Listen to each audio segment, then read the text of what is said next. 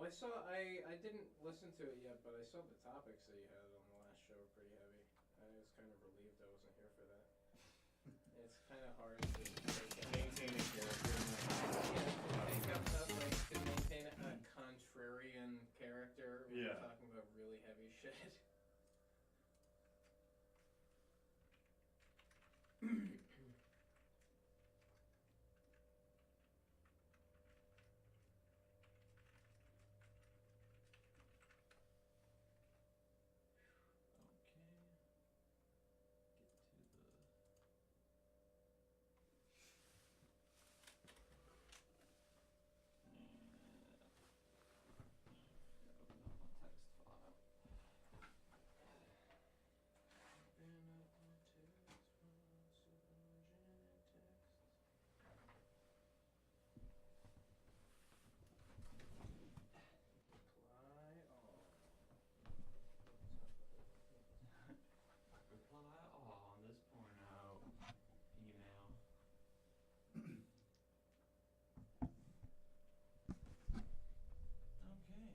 All set.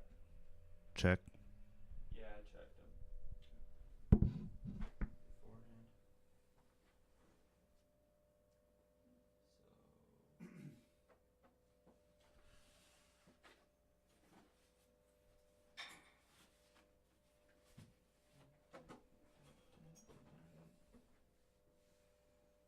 Can we get like a visual check before you start it? Just want to make sure that. I mean, it's live now, so. Oh, it's live now? Yeah. So we're on?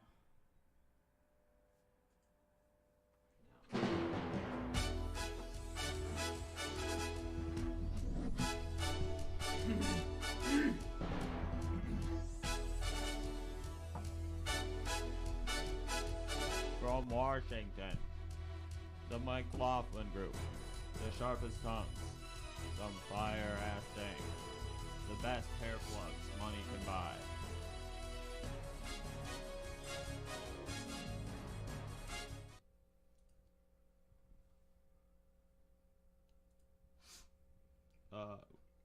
Welcome to the MikeLaughlin Group. We have started. Joining me today on the group, Cartwright Griggs from Bullet and Barrel Magazine. Thanks, as always, MikeLaughlin. And Calvin, should I say your last name, or you? No. You don't want to get doxxed. Okay. Calvin from Twitter. Calvin from Twitter. How you doing? 412 Snacks with an X. Okay. We're short one panelist today, thanks to a marathon happening out in public. Marathon's in Greece, right? Yes, but the globalists strike again.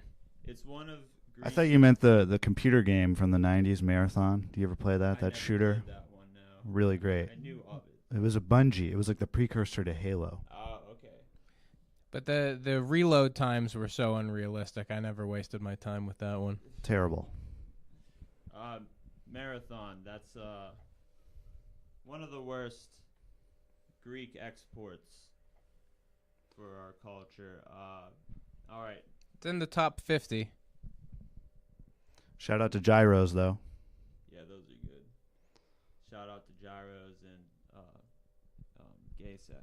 Well, yeah, I mean, it's hard to beat a gyro. That's just the Greek version of a fried bologna sandwich. Yeah. Disagree. Pretty strenuously there. We're off and running. All right. It's a lamb. Sparks are flying. Issue 1.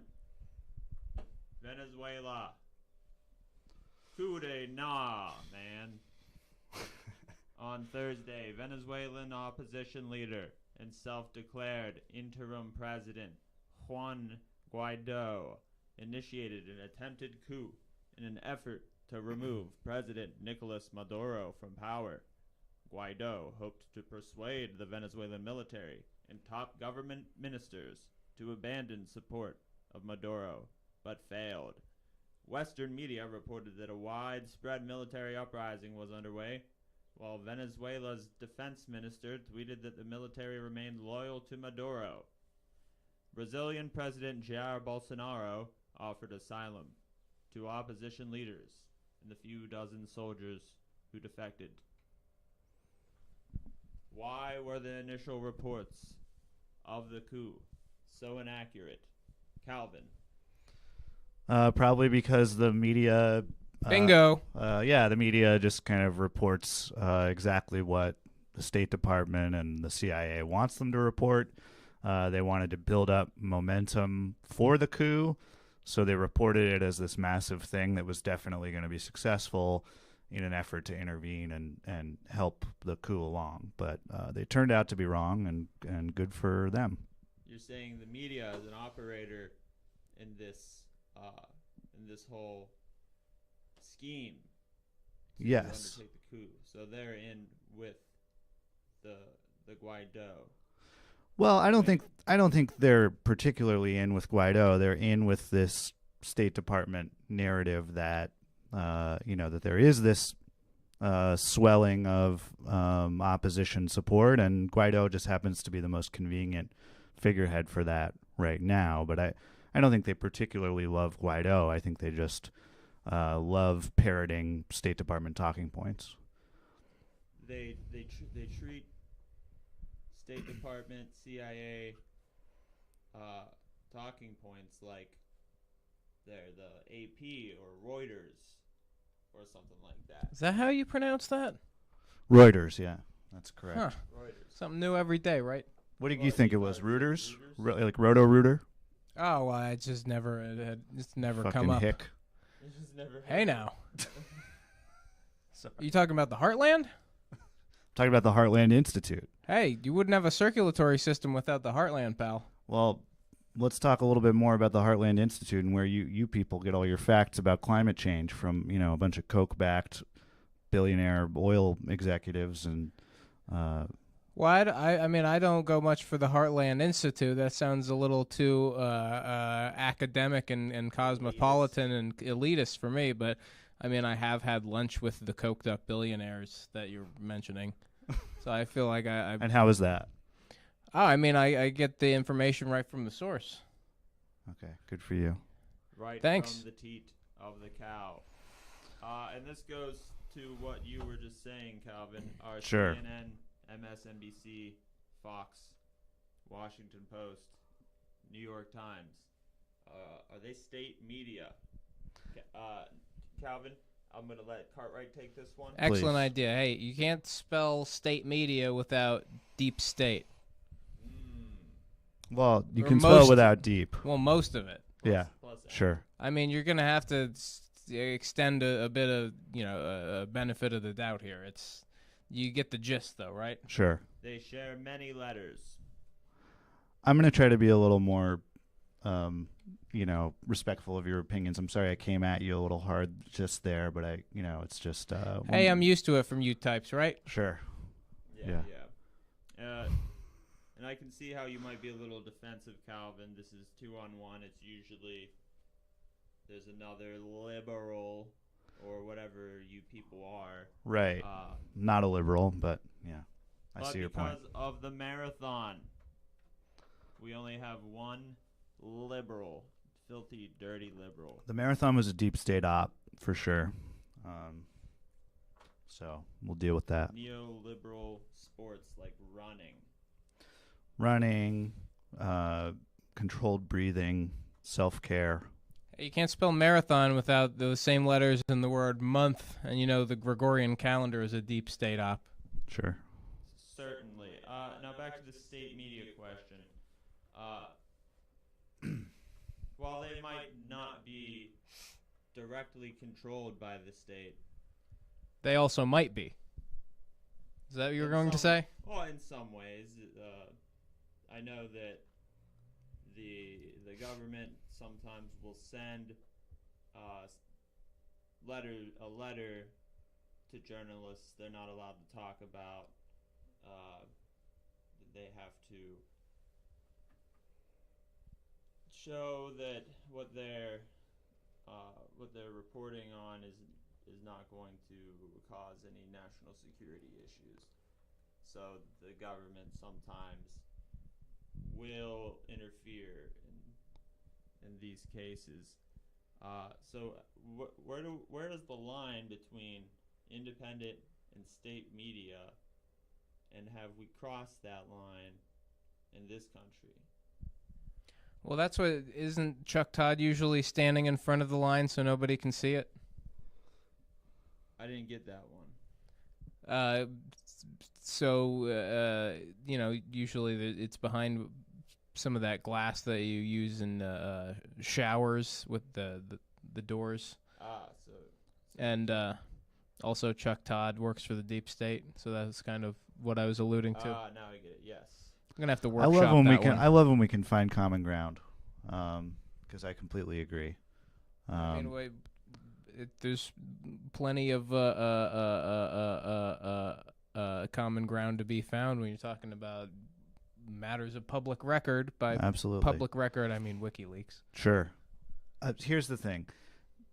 State media does not exist in the U.S. because we have a corporate capitalist state. And so we have a very fragmented state and a fragmented ruling class. And as a result, a lot of those ruling class interests are kind of constantly in conflict with each other. So you can't find like one state media, but nevertheless, the powerful are given, a much more consistent and loud and, circulating voice. So it's as good as a state media in the sense that, there's very little dissent permitted, except to the extent that there's dissent between, two kind of large corporate interests like the mainstream Democratic Party and the mainstream Republican Party. So when CNN parrots what the State Department, what the CIA say,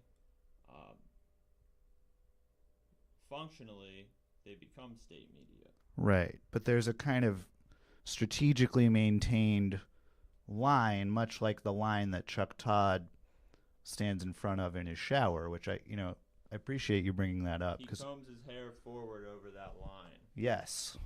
And that just gives them plausible deniability to say that it's not state media, but yeah, it functions much the same, especially in matters of foreign policy where they're not going to be quoting ordinary working class Venezuelans when they can quote Mike Pompeo or another fucking scumbag in the Trump administration. So there's that blurry line.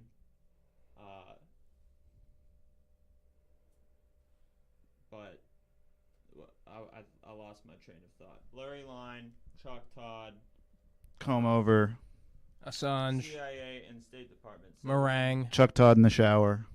So when the CIA and the State Department are taken at their word, is that just bad journalism? Yes. Since it's an established fact that the government's not always going to give you the full story or the correct story, so why don't journalists scrutinize the things coming out of the State Department, Department of Defense, CIA? Because they're not incentivized to do so. They already are highly profitable doing it this one way, so why would they change? Is it an issue of access? They don't want to be controversial? Absolutely, it's an issue of access, and it's an issue of power and class. They come from the same class as the people in the government. They socialize with them, and they, sign each other's yearbooks. They go to lunch together and eat bologna sandwiches. And we're not talking, when we say the media, we're not talking guns and ammo, bullet and barrel.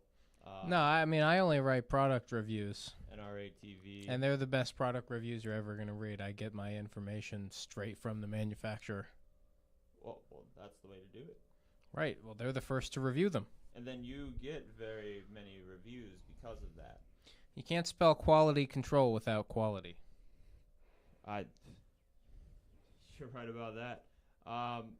So, back to Venezuela. What we saw happen, Guaido out in the streets with his supporters, thinking that the military will turn against Maduro. and that didn't happen. It didn't happen, no, and he looked like a fool. We've all been there. We've all been snubbed on a date, or so you thought your friend was going to come over and hang out. Didn't happen. You end up sitting there at home playing Xbox all night. Where you at? Yeah, Text. Where you at? that's kind of what Guaido was trying to say. And Guaido was texting the defense minister. Where you at? where you at, though? Other Maduro loyalists who reportedly met with Guaido, Mm-hmm. said that they would be cooperating with the coup, but when the time came, they turned out to be double agents. Just meeting with Guaido. Again, we've all been there on a date. Oldest trick in the book. Yeah. Yeah. So,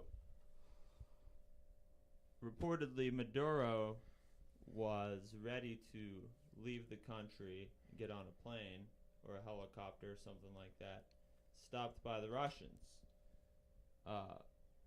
Russia would not let him board the plane. Said stay in your country, and he remained in power. So what are the interests of Russia and Cuba as well? Cuba is operating their security forces. Wait, so Russia stopped Maduro from leaving? According to one report, yes.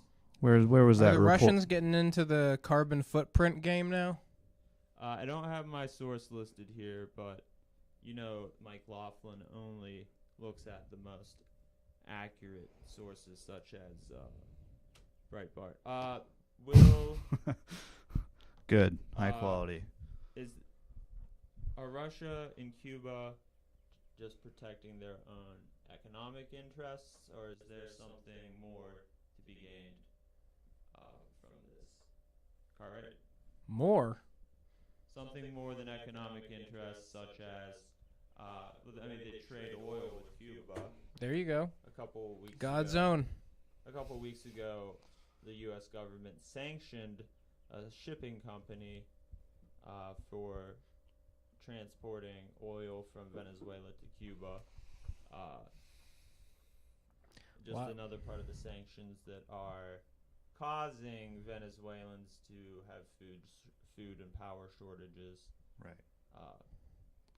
That once again, the media usually doesn't mention the sanctions when they talk about food shortages. There are heavy sanctions on Venezuela, and there's nothing Maduro can do about that. So, with Russia and Cuba, what are their interests, do you think? Is it just economic? Well, shoot, I would hope so. Otherwise, you're talking about some unbalanced people. I mean, if they don't want their money and they don't want their crude, then what kind of twisted Rusky game are they playing down there in sunny Venezuela? Cash is king for Cartwright. No, that's the king is king, but just beneath him. Cash makes the world go. It makes the world oscillate, if not revolve. Calvin, do you think there's anything other than economic interests to be defended here? I don't. Yeah, I think I agree with Cartwright that you can find an economic explanation for all this stuff, but I also think that Russia and Cuba have a real stake in opposing U.S. imperialism for its own sake. It helps them economically, but it also allows them to serve as a kind of alternative model, an ideological paradigm touchstone for people of the world who oppose this great way of life that that Cartwright and others are trying to maintain. In other words, they're bandwagoners. They could be It's the cool thing to do, hating on the United States. It is. It is really cool. You can't get a Super soup cool. like this in Venezuela. You can't? I'm not sure that's true. I think you can. I mean, I've seen Juan Guaido in it, but that might have been provided by the State Department. He probably Deep went State to Department. H&M in Miami, picked up picked up his stuff. So will the White House back down now that this coup has failed, or are we gonna see a double down? It doesn't look like it. The problem is that the media, especially the lib media, MSNBC, CNN, New York Times, Washington Post, they're totally cheerleading what Trump's doing. You know, they act like they're so anti-Trump, but as soon as he starts a war, they become his biggest fan. So they're cheerleading what he's doing. There's really no political incentive to back down at this point, especially because they don't want to look like a failure. Trump hates, being humiliated, and I feel like he's invested so much of himself in this that he's going to really go down with the ship. Well, in that case, he should have sent Eric or Ivanka down instead of this Guido. Sure. Yeah, they are good at what they do. So you're thinking that the next attempt might have more direct assistance from the U.S.? I believe so. There's been a lot of signals of that, but maybe they're just posturing and trying to look tough. Trump has done that before with North Korea and, other countries. Who's to say? But I do think that, Americans, we need to get involved in a movement to oppose this intervention because we don't have the money for it. We don't have the moral authority, and it's a waste of all of our times. And it's a hugely harmful and illegal under international law. So we do know that Trump asked former Secretary of Defense James Mattis what we could do about Venezuela. We do know that. So this has been something that Trump has had in his sights for probably since the beginning of his presidency. Of course, James Mattis resigned. John Bolton came in as the head of the National Security Council. John Bolton, lover of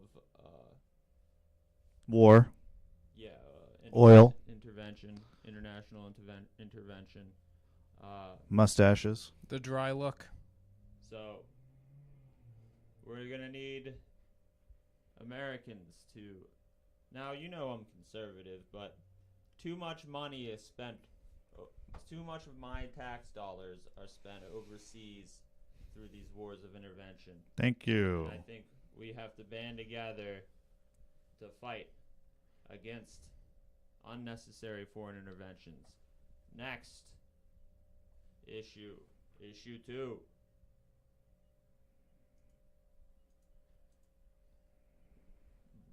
Barr bullshit. Barr stool.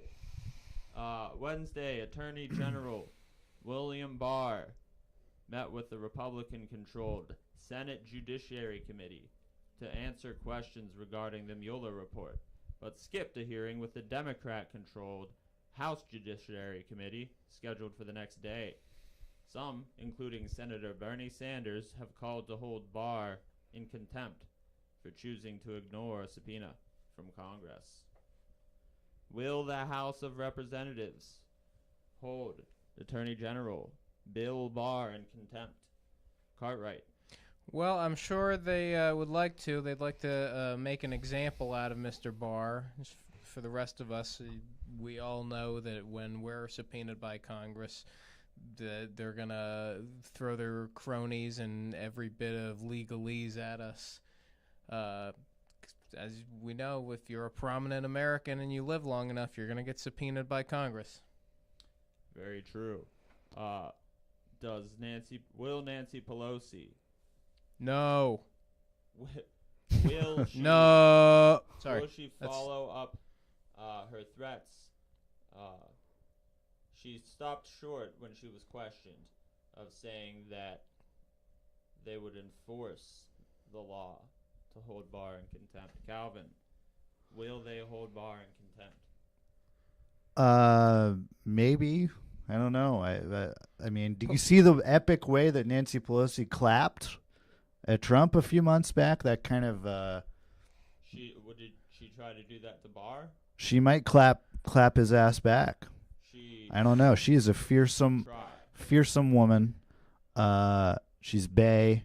She's on fleek. But she hasn't even been able to exile Soda Pop from the state of California. What makes you think she's gonna hold a? Who's Soda Pop? Is that a new rapper I haven't heard of? No, the soft drinks. Oh, well, I mean there's a big lobby there, and there's a lot of people like their soda. That's a tough fight. I wouldn't get in that fight if I were her, but sure, I trust her judgment more than mine. There are a lot of fights that the Democrat establishment doesn't want to get involved in. Fighting for our freedom from taxation, our freedom. Terrorism. They don't like that. Our freedom to live free of terror and radical Islam. Exactly. Did the Senate's questioning of Barr reveal anything new? Calvin? No. Actually, I don't know. I mean, to be completely honest with you, I'm completely checked out on the entire Barr controversy. I think it's a distraction from much more important things, and this might be something that we actually agree on. I don't give a shit. I think Barr is probably, I mean, given what we know about him, he was an Iran-Contra guy. He was a huge proponent of mass surveillance throughout his life, throughout his career. I think the George W. Bush administration, he was part of. Yeah, part of approving torture and wiretapping and all kinds of bad stuff. So given his track record, I think Democrats should be very happy with how he's conducted himself so far. I mean, he has been super deferential to this investigation. He released a lot of information about it. He put the report out, mostly unredacted.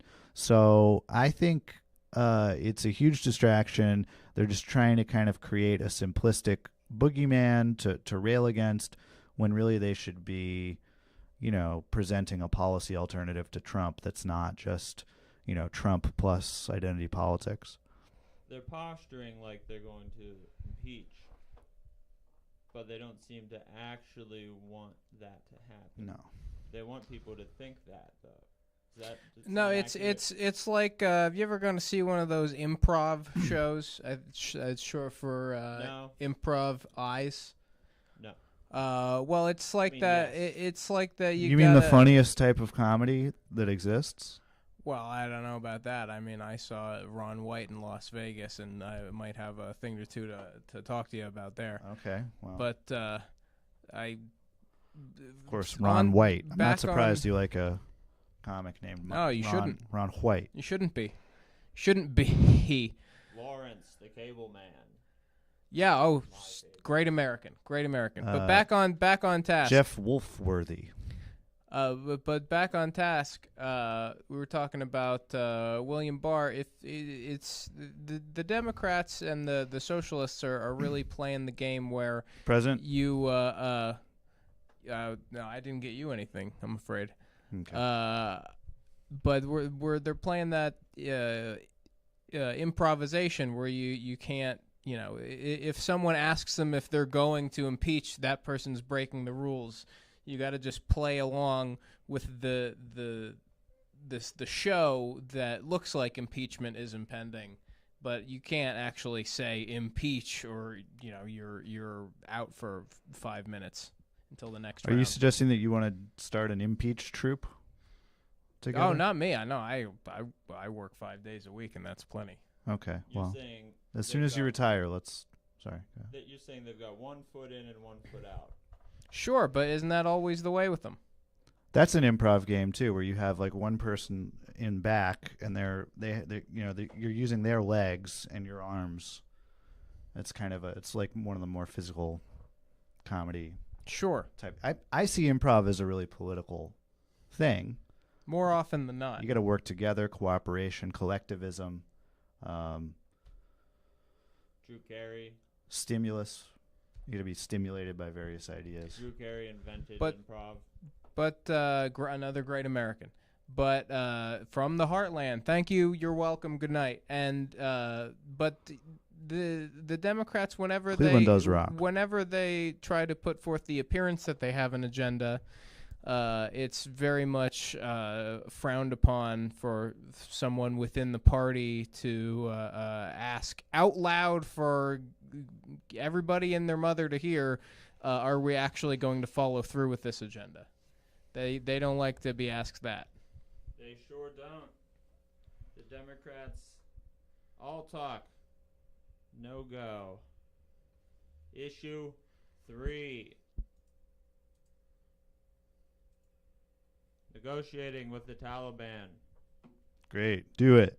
In Afghanistan, this week, a Grand Council called on behalf of the Afghan government concluded demanding an immediate and permanent ceasefire as Taliban officials met with U.S.-led negotiators in Doha, Qatar. The Taliban, in strong standing currently in Afghanistan, are asking for a full withdrawal of foreign forces as an end to the 17-year war that has left hundreds of thousands dead or wounded. Are the Taliban willing to enact a ceasefire? Cartwright. Well, I don't know if you can possibly call it victory with honor if the Taliban agree to it.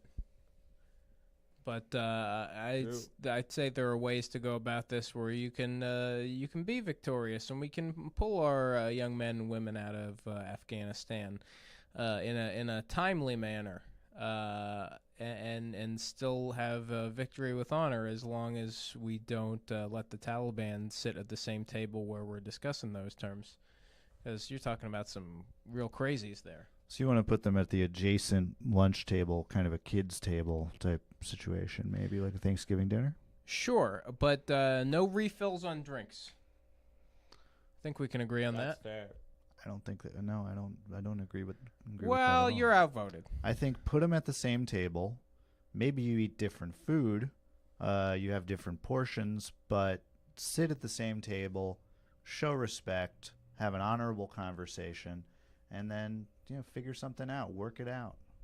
Calvin, with the Trump administration negotiating with the Taliban, Right. Could Obama have done the same thing several years ago? We don't hear very much criticism from the Trump administration negotiating directly with the Taliban. Would Obama have been able to even? No, I don't think he would have been. I think what you're getting at is that Obama ran, I believe in 2008, on a platform of negotiating with America's enemies. I thought that was a great position.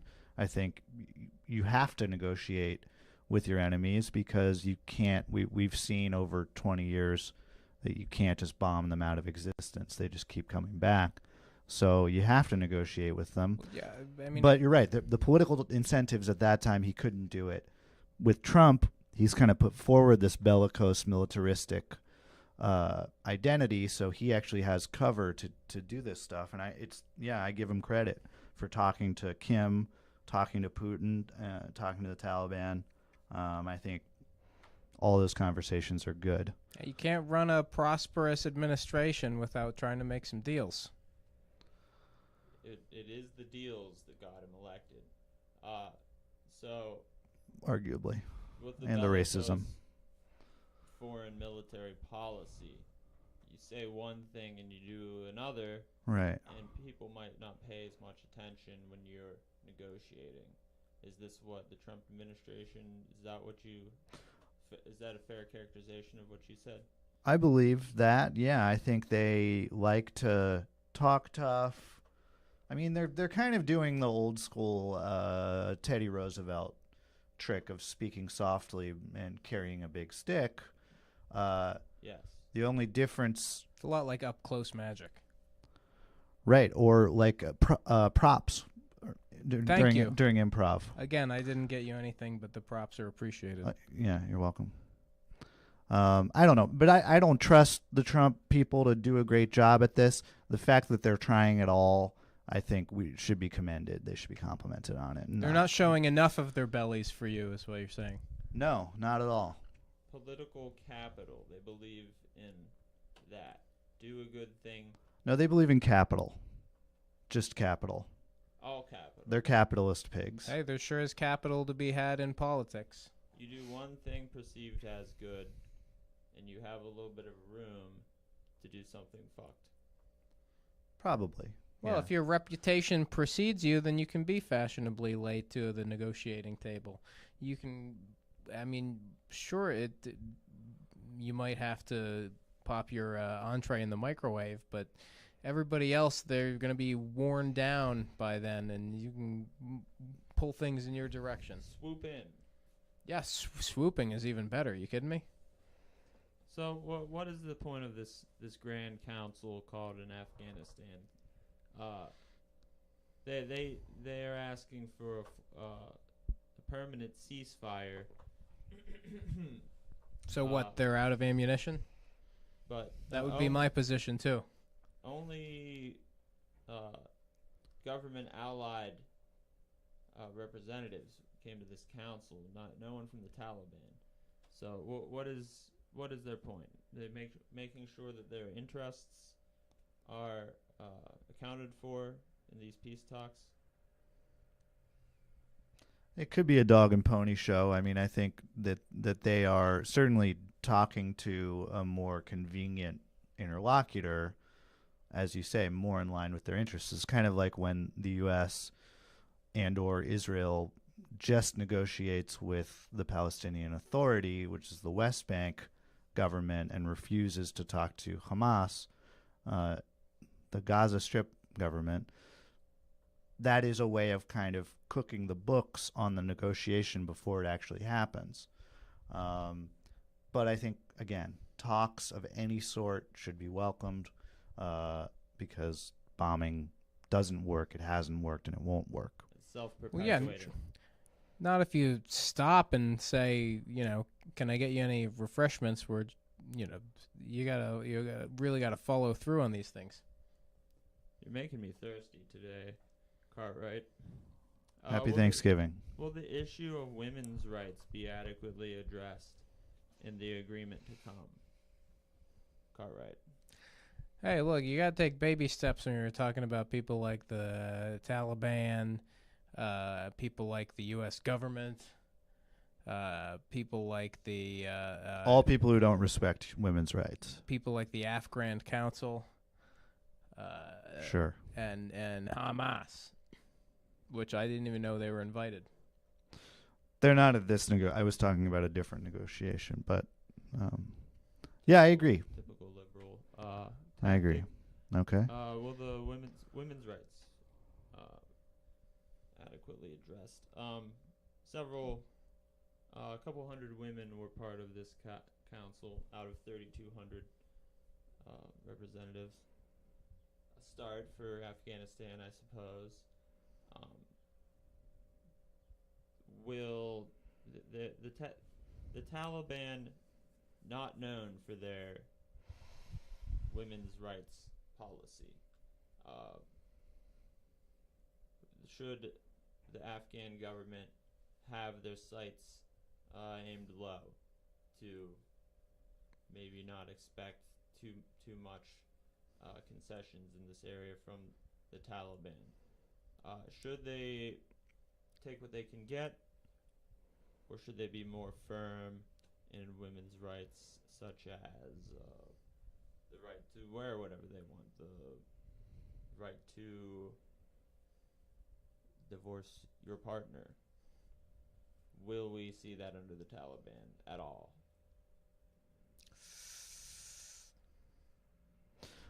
Well, Cartwright, don't let me speak for you, but my sense would be, based on your politics, that your real concern here would be the divorced dads of Afghanistan. And to what extent are they being totally over it? To what extent are they being taken care of in this kind of negotiation? Are there any concessions for dads who, feel like they're being targeted by their ex-wives friends? I mean, you can't be all Facebook, things Twitter. to all people. I'm right about that, right? True. Don't let the perfect be the enemy of the good, right? Is that what we're... Took the words right out of my mouth. Sure, and I agree there. Just And get the deal done. Hope It doesn't Cindy need can to hear be... you from wherever she's at. And we need to do a little bit more research about what family court looks like over in Afghanistan. Right. Or else I have a lot to say about this subject as well. I know what it looks like here in the U.S. Have you seen that scene in The Last Jedi with all the red scale mail guards? The Last Jet Ski. For the sake of this show, I'm going to say yes. That's Chuck E. Cheese compared to what family court really looks like. And then in Afghanistan, who knows? No, nobody here. Nobody here. We Completely uninformed. We have to research family court in Afghanistan. We just know that the deal should get done and the war should be ended. We're on about 40 minutes here. So let's get to our last issue. Okay. Issue 4. I think I'm winning so far.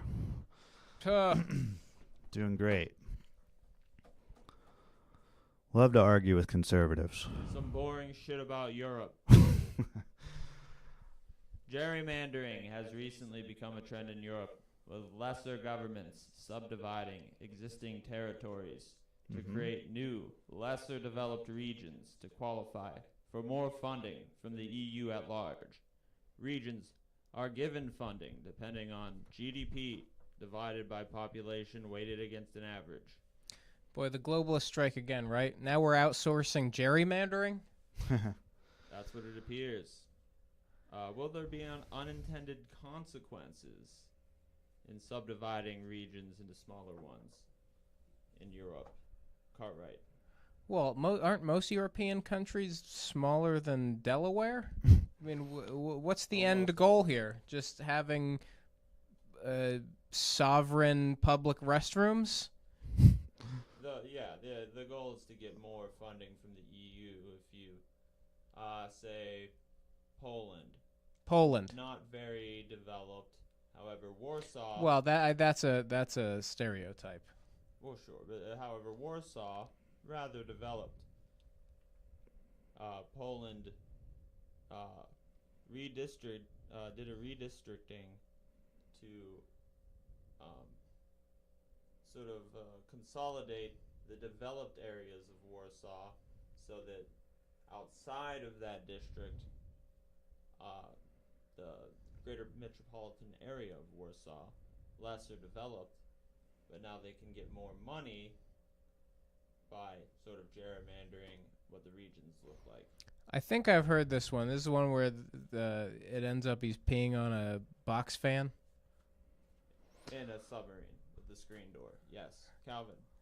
Is this some kind of a scheme by the Republicans so that they can actually win an election? Like, are they going to get electoral votes from Warsaw? I'm kind of confused. I don't even really understand what we're talking about. I hear gerrymandering and I think of, like, you know, a district in Mississippi that looks like a hieroglyphic, and it's been created just to keep out all the black people. Is that what they're doing over in Europe, or? Just trying to siphon as much money from Germany, France, and Britain to the lesser countries as they can. Oh, that's good. Yeah, redistribute it. Good. I wanted to talk about something in different continents. Oh, that's smart. And it was a slow news week for Africa, so... Lucky them. Yeah, no news is good news. This boring shit from Europe, I don't even really care about talking about it. Let's get to the meat of this question here, though. Okay. Can Europe stay the together? meat, sausages. Can Europe stay together given Brexit and the rising Euro-skeptic movement? Hey, good luck. With we got more populist, more right-wing populism, even more left-wing populism in European governments. Is this a trend? If this trend keeps going, will we see sort of breakup of the European state? Look, we'd all have time to start a movement if we had 7 months of vacation time every year. Am I right? I think we're gonna see more of this. You know, from MikeLaughlin, I feel like you ask a lot of these questions in a sense of like, what will happen? I don't know. I'm not a clairvoyant. That's why people watch this show. I'll tell you what I want to happen.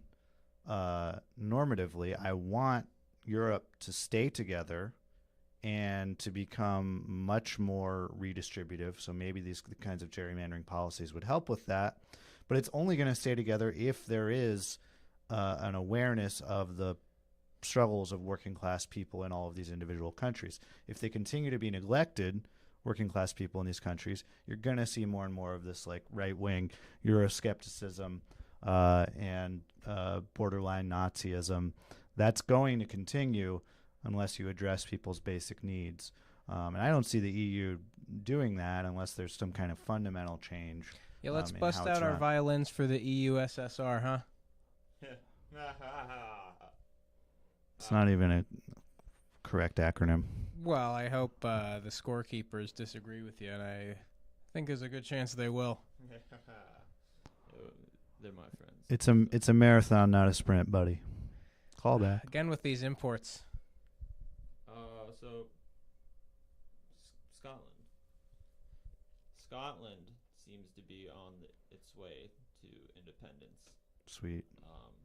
Boy, they took their time, didn't they? Well, there's a little other country that they have to negotiate with that doesn't quite like when people leave their sphere of influence.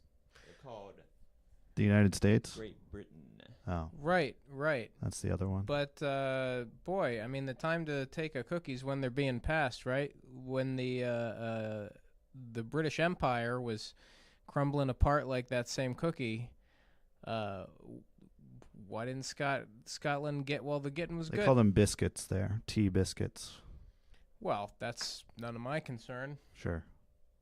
They also call it a lorry, and I'm not going to do that. I'm not going to say that. No, because what if you're on the phone with a gal named Lori and you're trying to get the attention of someone driving a truck? It's just a disaster. Confusing. It's a verbal and a lingual disaster waiting to happen.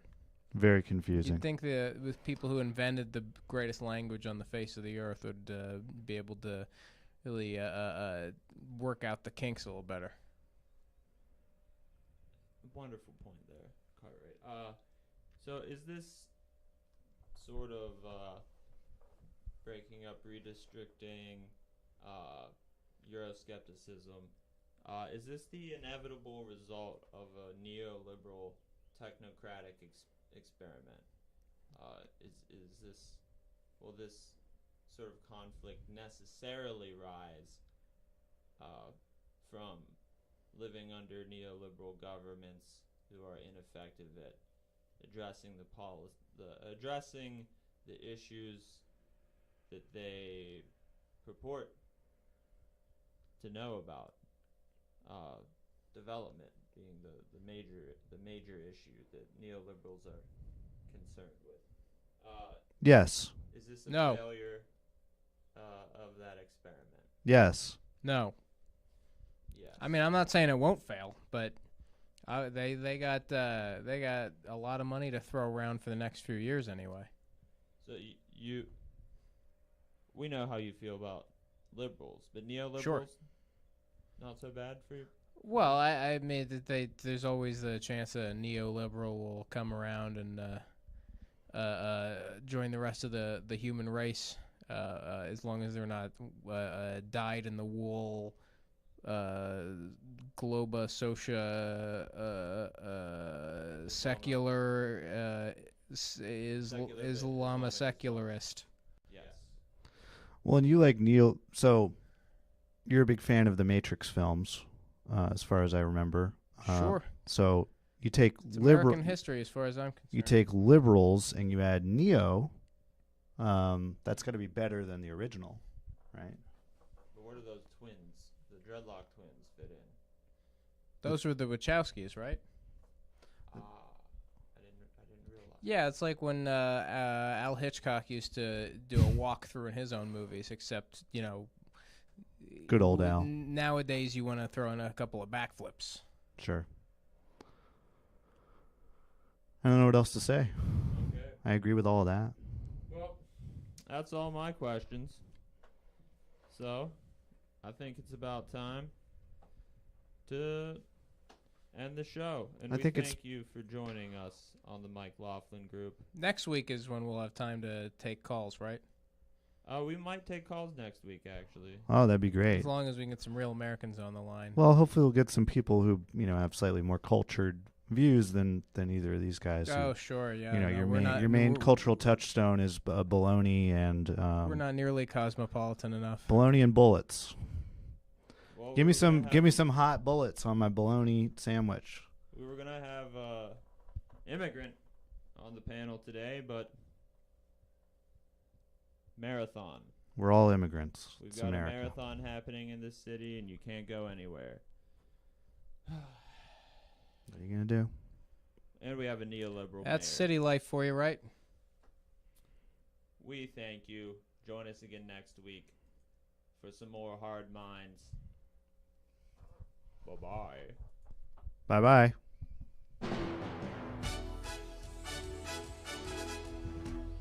My mind is so hard.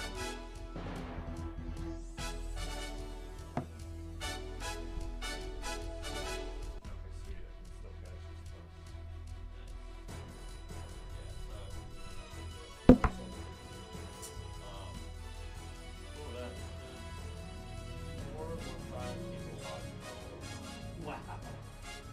That's wild. Now I feel much more embarrassed.